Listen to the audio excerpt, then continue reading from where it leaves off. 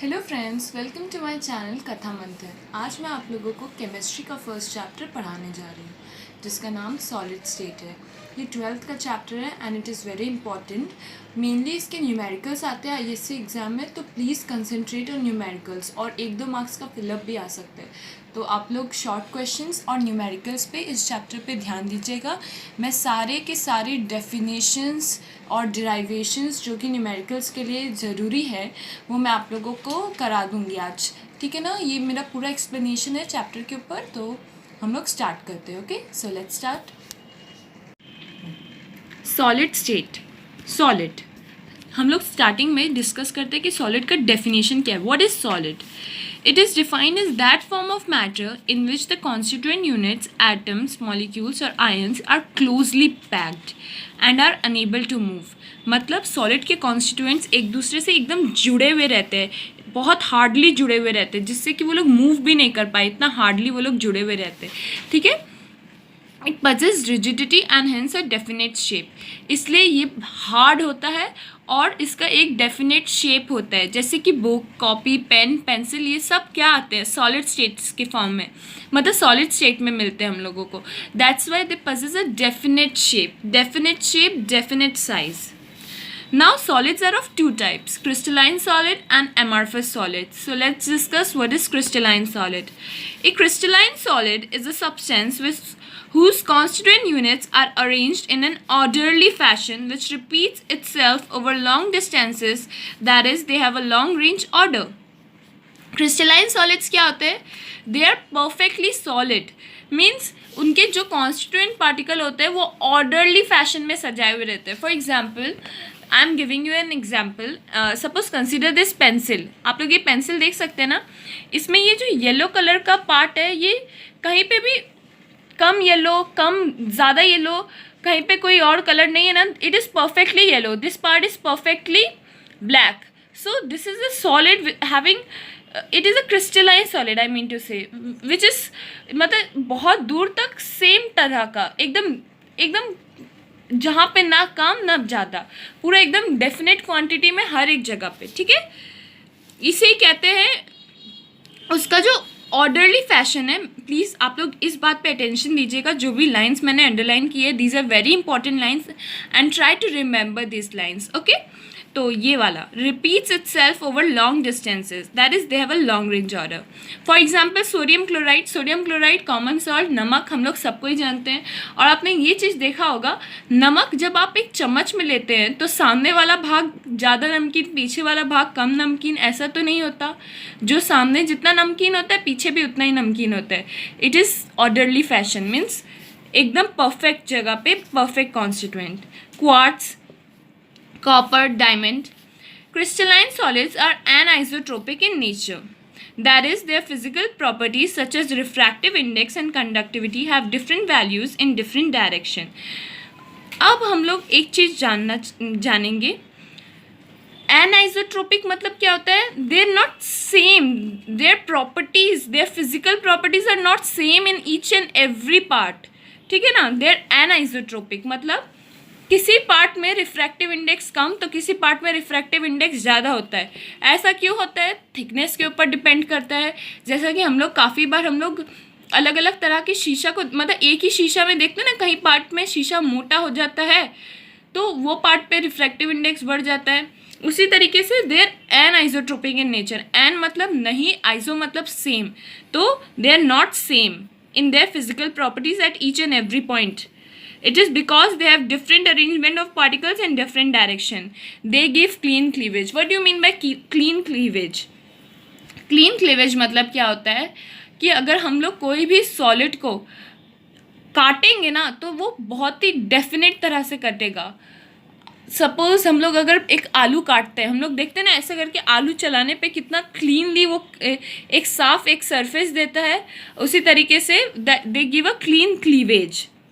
अब गोल्ड का हम लोग अलग अलग लेयर्स बनाते हैं ना, थिनेस्ट लेयर्स भी बनाते हैं, बट वो एकदम क्लीन सरफेस होता है, okay. amorphous solid. An amorphous solid is a substance whose constituent units do not possess an orderly fashion over a long range. The orderly arrangement in them is restricted to very short distances, which are of some order of magnitude. सो दूसरा तरह का जो solid होता है वो होता है amorphous solid. अब एमरफस सॉलिड क्या होता है? एमरफस सॉलिड वो सॉलिड्स होते हैं जिसमें ऑर्डरली अरेंजमेंट नहीं होता, मतलब कहीं पे कॉन्स्टिट्यूएंट ज़्यादा, कहीं पे कॉन्स्टिट्यूएंट कम, ऐसा टाइप का होता है. Okay, which are of same order of magnitude in the interatomic distances. They have a short range order. They are isotropic in nature and do not give clean cleavage. ये substances में क्या होता है? They are isotropic in nature, means they have means उनका each and every particle का physical properties same होता है. Okay, और ये क्लीन क्लीवेज नहीं देते, मतलब आप जो काटेंगे तो क्लीन सरफेस आपको नहीं मिलेगा, खुरदुरा सा बिखरा हुआ सा सरफेस मिलता है. For example glass, plastic. Glass articles of ancient times such as window glass of old buildings now look milky.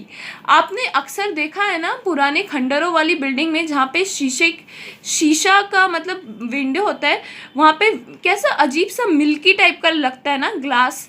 क्यों लगता है? क्योंकि बहुत दिन तक वो उसने क्या सफ़र किया है, बहुत दिन तक समर और विंटर सफ़र किया है. इसके कारण क्या होता है ना, ग्लास थोड़ा थोड़ा पिघल के नीचे की तरफ बहने लगता है, इसलिए नीचे वाला पार्ट थोड़ा मोटा हो जाता है. विंडो पेन्स का मतलब मोटा सा ग्लास लगता है, लगा हुआ है.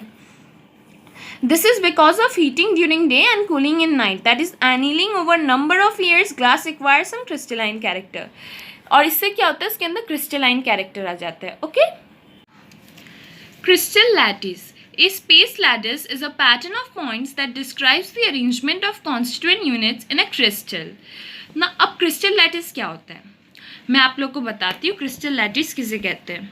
crystal lattice space lattice है. मतलब सपोज हम लोग ये डायग्राम आप लोग अच्छे से देखिएगा.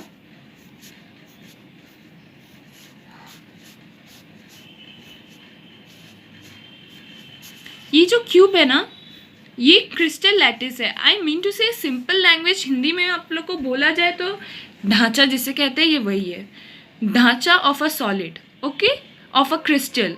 तो इस स्पेस लैटिस क्या होता है? ये एक ऐसा स्ट्रक्चर होता है जिसके ऊपर हम लोग एटम्स और मॉलिक्यूल्स लगाते हैं तो एक परफेक्टली सॉलिड बन के निकलता है. ओके, यूनिट सेल क्या होता है? इस ढांचे का सबसे छोटा पार्ट, सबसे छोटा वाला जो क्यूब होता है, सबसे छोटा, जैसे कि हम लोग का सेल होता है ना, structural and functional unit of body, उसी तरीके से यूनिट सेल क्या होता है?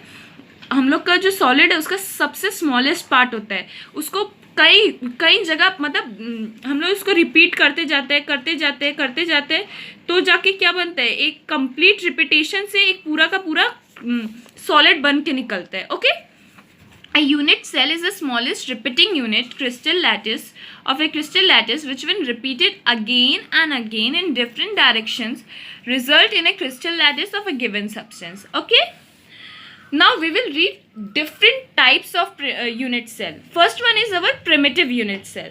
Now primitive unit cell क्या होता है? Unit cell which have a particles at the corners. Total number of particles 8 into 1 by 8 equals to 1.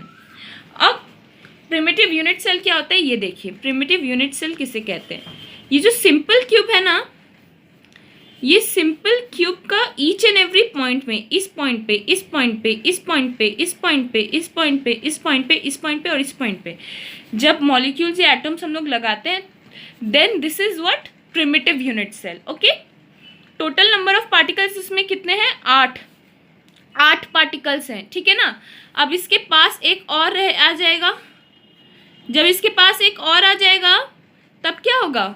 ये जो पार्टिकल है इसके साथ शेयर करेगा, इसके ऊपर एक और रहेगा, इसके ऊपर भी एक और रहेगा. तो टोटल ये जो एटम है ना, ये 8 हिस्सों में बंटता है. 8 हिस्सों में बंटता है. इसलिए एक यूनिट सेल में 8 एटम्स होते हैं तो उसके 8 हिस्से होते हैं. तो टोटल नंबर ऑफ पार्टिकल्स कितने हुए? 8 इंटू 1 बाई 8 इक्वल्स टू 1. आप लोग को ये पार्ट, अगर ये वाला बात अगर अच्छे से समझ नहीं आ रहा ना, तो एक बार अपनी आंखें बंद कीजिए और इमेजिन कीजिए आप जिस रूम में बैठे हैं वो एक यूनिट सेल है और उसके हर एक कॉर्नर में एक एटम अटैच रहेगा. और अगर आप लोग बिल्डिंग में रहते हैं then it's well and good. और आप ये समझने का कोशिश कीजिए कि ये रूम के चार जो सामने वाले, पीछे वाले और दाएं बाएं वाले जो वॉल्स हैं उनके पास और 4 रूम्स हैं. और 4 रूम्स है, फिर ऊपर नीचे उन सबको भी मिला करके रूम्स है, मतलब टोटल 6 रूम से ही आपका रूम कवर है।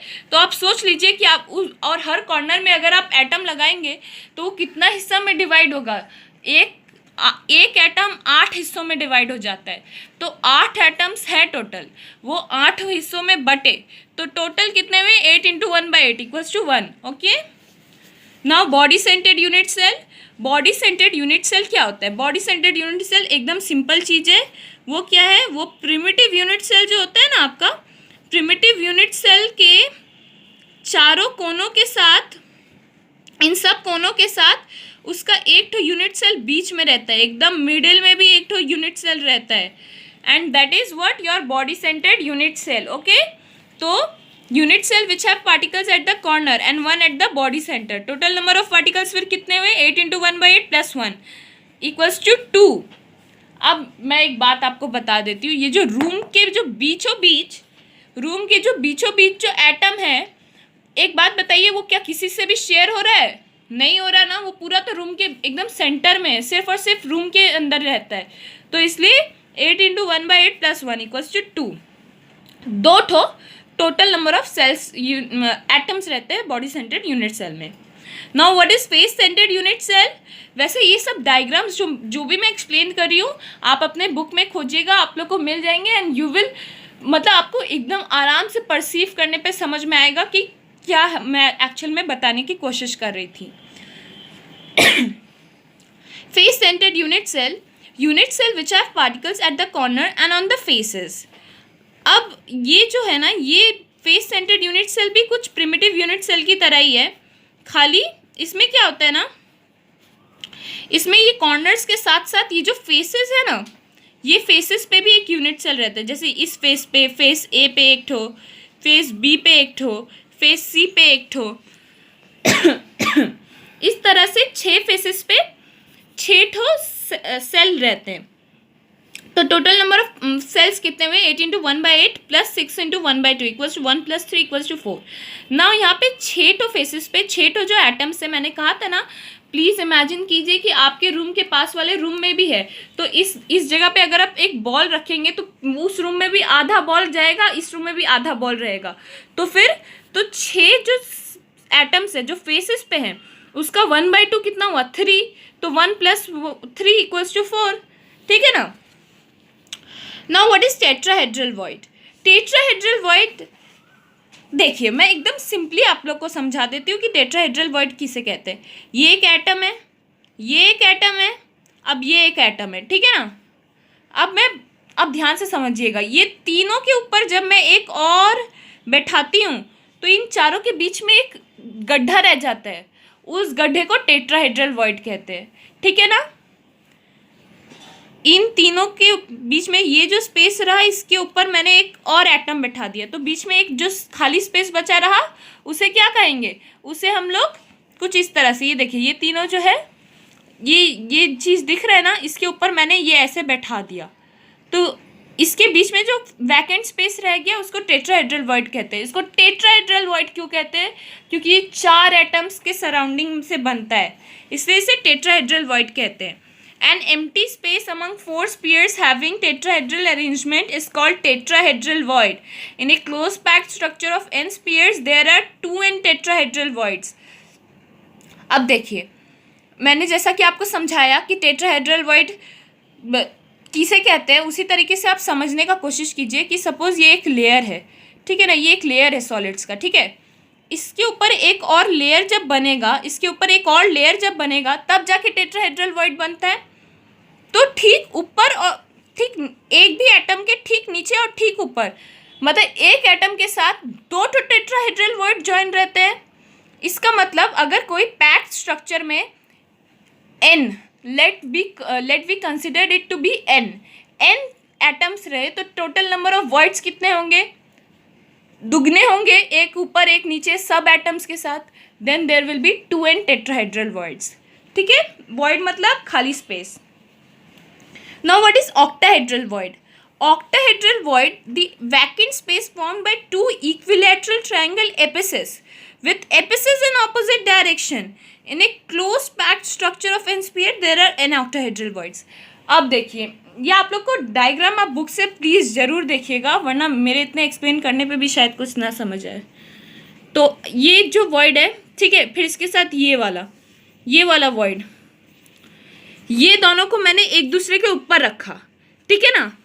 इन दोनों को मैंने, ये जो स्पेस देखिए, ये स्पेस जो बाकी रह गया, ये स्पेस जो बाकी रह गया, इन स्पेसेस को एक दूसरे को ऊपर रखा, तो जो वॉइड बन के निकलता है ना, that is what our octahedral void, that is what our octahedral void.